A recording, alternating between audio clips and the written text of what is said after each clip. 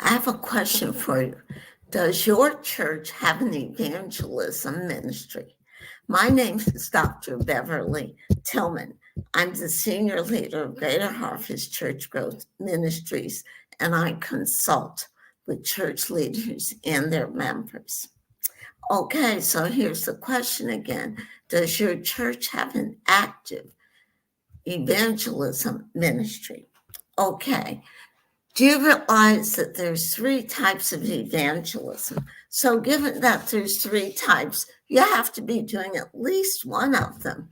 Okay, so the first type of evangelism is proclamation evangelism. Proclamation evangelism is when an evangelist goes out, gathers a crowd, and then preaches to the crowd. At the end of the preaching, there's a call for people to accept Jesus Christ as Lord. That's all there is to it. Okay, now your church probably does not have a proclamation evangelist, but maybe they do.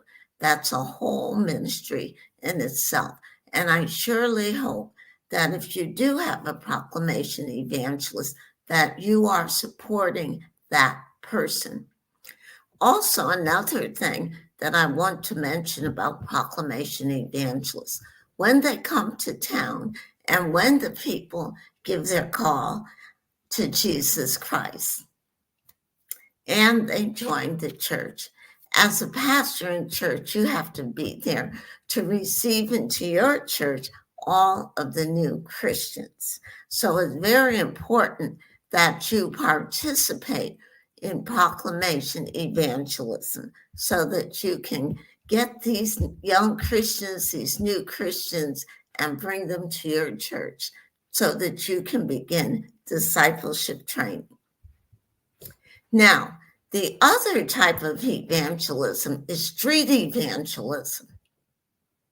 Most churches know about that because most churches think street evangelism is pretty scary. But it isn't scary. It's what all of us should be doing. Everyone in the church should be doing some type of street evangelism known as relationship evangelism. And I'll get to that in a minute. But street evangelism is where people who are called to be evangelists go out on the street and speak the words, the power of Jesus, and ask people to give their lives to Christ. So most likely you will see the street evangelists either on the street, around the supermarkets, around the park, any place where there'll be people right out in the public. And this evangelist will pray for the people they meet and will lead these people to Christ. Also, it's just very, very important when the street evangelist meets someone, it's very important to start out with prayer. Find out what they need prayer for, and then go into if they accept Jesus. Jesus will definitely be there for them. And then a street evangelist can also give their own testimony. Okay, and we all like to give our own testimony. So don't forget, street evangelism is a calling. Make sure within your church that you're able to support all of those who are street evangelists.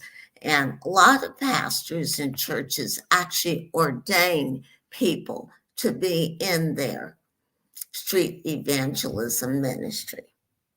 But let me say this. There's a person in your church who's specifically called to be the leader. And this is their specific ministry. They become the leader of the street evangelism ministry. That's number one. Number two, I am sure there's other people sitting in your church who are called to this ministry. So make sure you also invite them to come go out on the streets also. Now, there's a third type of evangelism called relationship evangelism. Everybody in the church is called to do relationship evangelism. This is the evangelism where you go out and you evangelize every single person you know. You evangelize your mother, your father, your sister, your brother, hey, your children, nieces, nephews, neighbors, workers, co-workers, people on the street that you see all the time. Just invite them, what? To your church. Now, churches should be giving special events and special Sundays where we can invite all of these people to come and to participate in the service with us. Okay, so how do you do this? First thing you want to do is to pray for the person that God has called you to. Pray for that person. Then you can ask that person, do they want to accept Christ? If they say no, that's okay because you planted a seed. Then you want to say to that person, they want to come to church with me sometimes. They may say yes, they may say no. And don't forget, there was a rich young man who said no to Jesus. So we can't be insulted or upset or all sad if somebody says no to us, especially when there's someone that we know. Okay, so after you prayed for them and asked them, do they want to accept Jesus? And let me backtrack too. You may even want to leave that step out because as you talk to them, you may feel that maybe now is not the right time to ask them or tell them about Jesus. But you do want to ask them to come to your church, and you do want to ask them to come to any event at your church.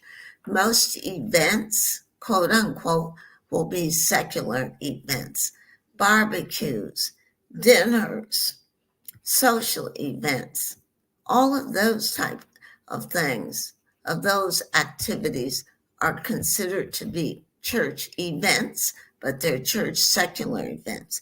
Who wouldn't want to go to a barbecue? Ask me, I'll be there. But also, your church can give a dinner. It can give a basketball game. It can look at the movies. I know many churches that have movie night right in the sanctuary of the church or in the fellowship hall. Make sure your church is giving events so that you can invite people in to partake in these events with you. Okay, so those are the three types of evangelism. The first type is a proclamation evangelism, where an evangelist comes to town and speaks to everyone, and you want to be there so that when people give their life to Christ, you can ask them to come to your church. Second kind of evangelism is street evangelism. This is where a group of people from your church, specifically called to street evangelism, will go out and will evangelize on the streets. Yes. And then the third type of evangelism is relationship evangelism. And everybody should be participating in that. Everybody from the pastor down should be participating in relationship evangelism. Why? Because everybody has a relationship with someone, your mother, your father, your sister, and brother. Okay, just be there to evangelize with them and ask them to come to church and ask them to come to special events that your church is giving. Now, I hope that you learned something from that. I'd like to give you our contact information. We are Greater Harvest Ministries, and our text number is 708-491-8471. And I want to invite you to go to our website because we are training churches how to grow. So thank you so much. God bless you. And I look forward to speaking with you again.